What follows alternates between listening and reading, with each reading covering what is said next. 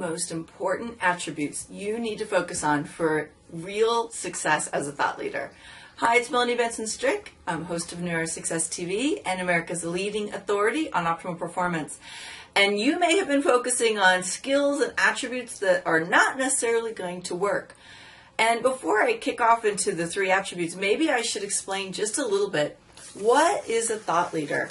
You know, I've been doing this work for a really long time, and I know there's a big difference between people who are experts in an area and really finding that space where you're a thought leader.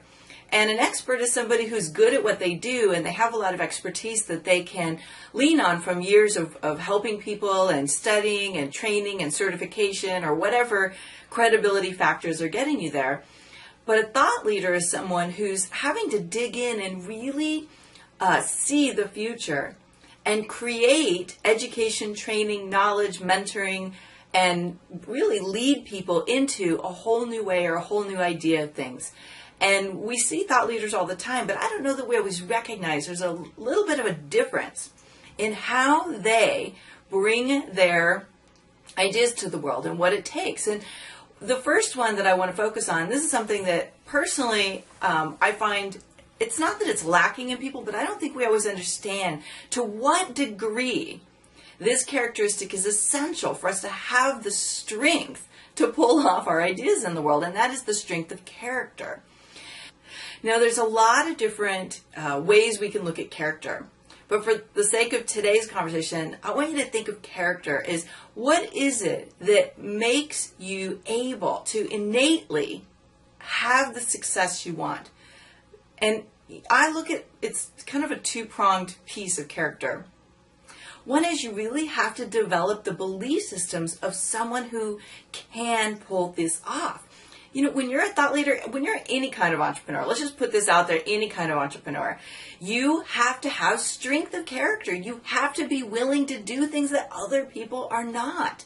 You know, how you do success as an entrepreneur is vastly different than an employee, as a salesperson.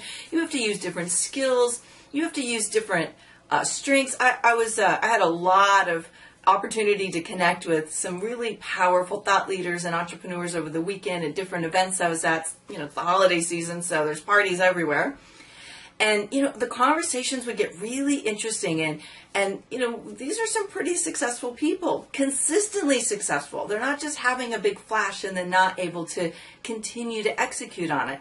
And when we would get these conversations and I'd ask them, like, so what do you think makes you different? You know, the one thing they would say is like, I have to have the character of believing this is possible. If you don't believe it's possible and you don't see what's possible for yourself, you will not do what it takes. You will hold back. You will not take action. And, you know, it's really interesting to see where it can be right in front of you and you can see other people having the same success you want. But if you don't believe it's possible, you will not do what it takes. You will not get into the right action. And so, you know, the internal belief systems are so powerful to being a catalyst for you to do whatever it takes. Now, I don't mean whatever it takes where you might hurt people or where you might take from others to get what you want. No, that's not what we're talking about. We're talking about you overcoming your own blocks, your own resistances, and turning on your engine full blast. Because the other side of character is the character of discipline. You know, the character of perseverance. When you have character like that, you will turn on in a way that makes you unstoppable. And I truly believe that when you're ready to get your great work out there in the world, when you're ready to make your business more successful, you have to turn on your engine and you have to be willing to rev it up full blast. That doesn't mean you have to work all the time. It means you have to be willing to do certain things to get the momentum in place for you to have this consistent level of success. You know, we start here and we either go like this or we go like this or we go down. And the people that are going down is because the belief systems and the doubts and the fears get too big, and we stall out, and we stop believing in what we want to do. And so it's almost like we get stuck and paralyzed. And the people that are going like this, they're just doing enough to stay in motion. They're not doing more. They're not doing less. They're just doing enough to keep in motion what they already have. And that's not bad. It's just that that's not growth. And what I know of thought leaders and entrepreneurs and visionaries who come to me over the years, like, it's not enough to stay in motion. You will get bored and you will feel like you're behind. So you have to be willing to have the character to do what it takes to grow and to continue this forward momentum that goes up. And I like to look at it as it's a discipline. We have choices, and as an entrepreneur or thought leader who you really are in your own space, you don't have someone who's running you all the time unless you have a really powerful mentor or coach or a partner. And there's a lot of discipline that it takes to stay in forward momentum.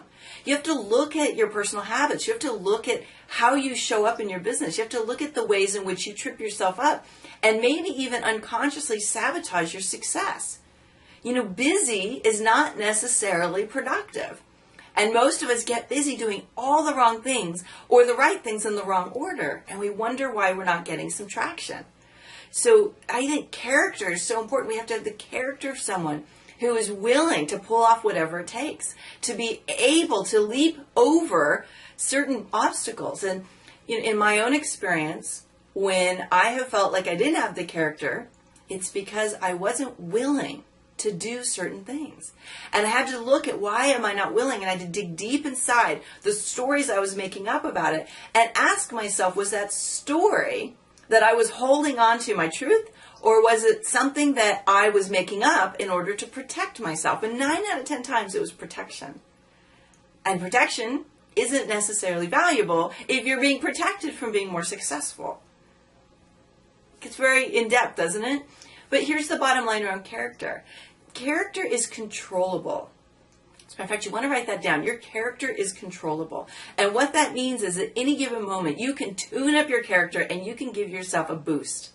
And it's simply by being willing to challenge the beliefs and the assumptions and the attitude that you're carrying around about your life and your business and your work. I mean, every single place you are having a gap between the success you want and the success you have. It is up to you to have the character to shift gears. And one of the skills that you can adapt, and this is the thing that we do in Money DNA Mastery all the time, is you have to change your mindset. You have to be willing to control the thoughts that go around in your head. And if you look at any really successful person who is unstoppable and is able to create more wealth than they know what to do with it, they know how to control their thinking. You have to control your thoughts, and you have to direct them towards what you want, and stop letting the fears and the worry and the anxiety lead the bus. So that's character. The second thing, and this is something that is really near and dear to my heart, and that's courage. It takes a lot of courage to be an entrepreneur, to be in the idea of bringing something out in the world that no one else has done before, and particularly as a thought leader. If you don't have courage, you will have fear. I mean, that's really the opposite of courage, is fear. And when we're afraid of what will happen, if we're afraid of what people will think, if we're afraid of not knowing how to do it or afraid of failing, then we're missing having the courage, because the truth of it is, anything in life that you want to take on and really get into the next level of your success, you have to have the courage to do what others aren't willing to do. And that might mean you fail. It might mean that it doesn't work the way you think. But if you don't have courage, you will never know. And here's the thing. Courage also is a cousin to resilience. And I truly believe to be successful in this world, you have to have resilience. You have to be willing to persevere in the face of what doesn't appear to be working, to get yourself through the block and to the other side. Because on the other side, you will always see, oh my God, this is what I didn't realize I was supposed to be doing, but now all the puzzle pieces make sense. But oftentimes we have to walk a path and take in knowledge and gather clues and gather strength and experiences to form the puzzle so that we know what ultimately it's supposed to look like. So if you're feeling stuck or blocked, or you feel like somehow you've been holding back, you have to have the courage to keep moving in the face of looking like things are totally screwed up, or they're looking like you don't know what you're doing.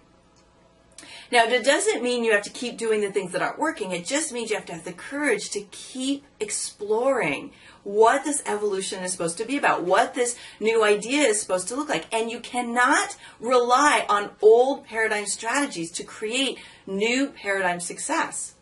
When you are accessing something that does not exist, when you are called to bring what we might call an unconventional or an innovative concept to the world, you cannot use other people's models. All you can do is study strategies of what work and then integrate and synthesize them into your own model.